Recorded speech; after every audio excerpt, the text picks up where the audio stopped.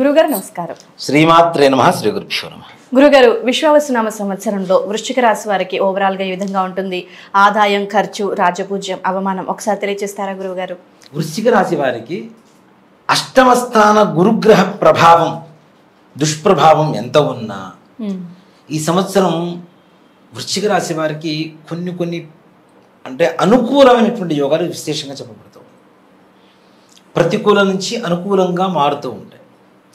అందులో ఈ రాశి వారికి ఆదాయం 2, ఖర్చు 14, వ్యయ ప్రయాసాలు ఎక్కువగా ఉంటాయేమో కానీ ఫలితం మాత్రం సంపూర్ణంగా ఉంటాయి.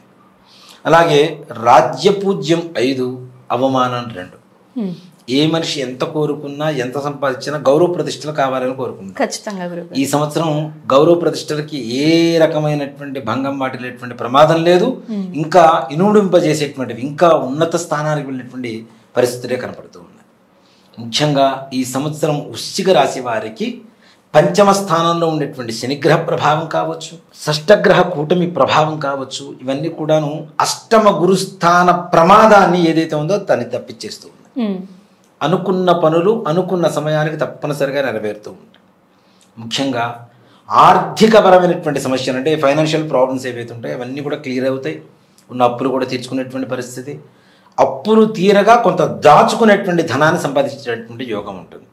చాలామందికి బాధ ఏంటి, అప్పు తీర్చేస్తే చాలు, మనం ఎట్లా ఉన్నా పర్లేదు అనుకునేటువంటి పరిస్థితి నుంచి అప్పు తీర్చంగా తన జీవితాన్ని, తన కుటుంబాన్ని గడుపుకోవడానికి కావాల్సినటువంటి ధనాన్ని సంపాదించుకునేంత యోగం ఈ యొక్క వృశ్చిక రాశి వారికి ఉంటుంది. వృశ్చిక రాశి వారికి వివాహాది శుభకార్యాలకి, అలాగే ప్రేమ వ్యవహారాల్లో కూడా తప్పనిసరిగా జయం పొందేటువంటి అవకాశం, ఇంట్లో వాళ్ళు ఒప్పుకోవటం, తద్వారా వివాహాలు జరగడం, ఇవన్నీ కూడా మంచి యోగకాలంగా చెప్పుకోవచ్చు. అలాగే కుటుంబంలో ఉండేటువంటి చికాకులు ఏవైతే ఉంటాయో, ముందుగా పెళ్ళినటువంటి భార్యాభర్తల మధ్య కావచ్చు, కుటుంబంలో ఉండేటువంటి వ్యక్తుల మధ్య ఉండేటువంటి చికాకులు కావచ్చు, ఇవన్నీ కూడా తొలగిపోయి ప్రశాంతంగా ఉంటారు. కావాల్సింది అదే కదా, ఎంత సంపాదించినా ప్రశాంతంగా ఉండాలి. ముందు సంపాదన లేకపోయినా పర్లా, ముందు ప్రశాంతత ఉంటే చాలు. అలాంటి ప్రశాంతత నిండుగా ఉంటుంది ఈ సంవత్సరం వృశ్చిక రాశి వారికి. అలాగే ఉద్యోగ ప్రయత్నాలు, ఉద్యోగాలు చేస్తున్నటువంటి వారికైనా ఉన్నతమైనటువంటి యోగ కాలంగా చెప్పుకోవచ్చు. ఉన్నత ఉద్యోగం అంటే ప్రమోషన్స్, అలాగే బదిలీలు అంటే ట్రాన్స్ఫర్స్, ఇవి కూడా వాళ్ళు అనుకూలంగా ఉండేటువంటి ప్రదేశాలకు వెళ్ళటం, సంతోషదాయకంగా ఉండటం. ఇక్కడ భార్య కూడా ఒక చోట ఉద్యోగం చేస్తుంటుంది, భర్త కూడా ఒక చోట ఉద్యోగం చేస్తుంటాడు. వీళ్ళిద్దరు కలిసి ఉండేటువంటి ప్రదేశానికి ప్రమోషన్స్ జరిగితే ఆనందదాయకమే కదా. అలాంటి పరిస్థితులు, అలాంటి ప్రతికూలమైనటువంటి స్థితుల నుంచి కూడా అనుకూలంగా మార్చుకునేటువంటి యోగదాయకంగా ఈ సంవత్సరాన్ని చెప్పుకోవచ్చు. అలాగే విద్యార్థులు కూడా కొంచెం కష్టపడితే చాలు, తప్పనిసరిగా విశేషమైనటువంటి యోగం ఉంటుంది. విదేశీ ప్రయాణాలకి ప్రయత్నించేటువంటి వాళ్ళకు కూడా మంచి విశేషమైనటువంటి యోగం.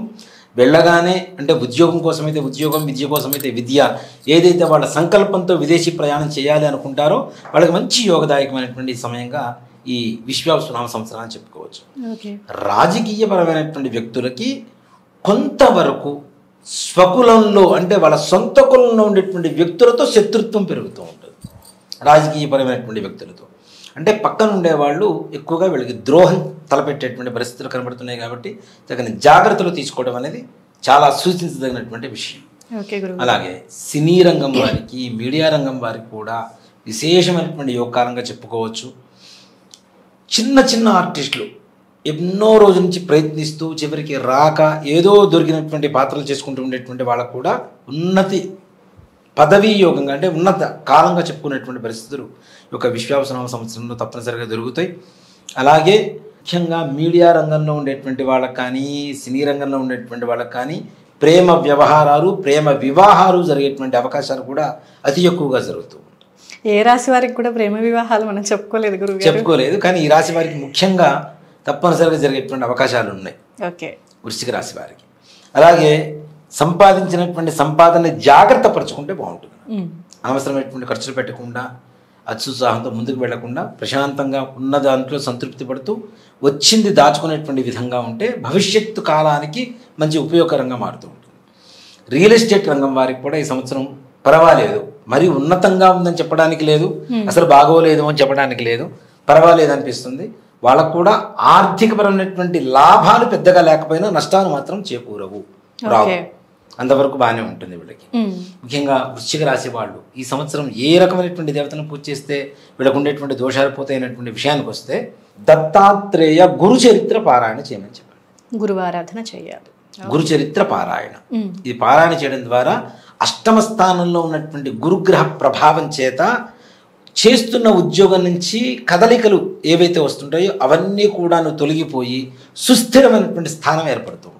ఓకే గురుగారు. సో ఓవరాల్గా చూసుకుంటే మరి వృశ్చిక రాశి వారు ఏ ఏ విషయాల్లో జాగ్రత్తలు ఎక్కువగా వహించాల్సి ఉంటుందంటారు? సంపాదించిన డబ్బును దాచుకునే విషయంలో జాగ్రత్త.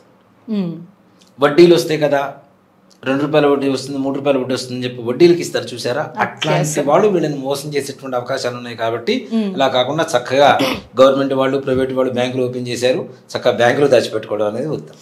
ఓకే గురుగారు, వృశ్చిక రాశి వారికి సంబంధించి విశ్వావసునామ సంవత్సరంలో వాళ్ళు ఎలాంటి జాగ్రత్తలు పాటించాలి, దేవతా ఆరాధన ఎలా చేసుకోవాలనే విషయాలను చాలా చక్కగా తెలియజేశారు గురువుగారు. ధన్యవాదాలు. శ్రీమాత్రే నమః. శ్రీ గురుభ్యో నమః.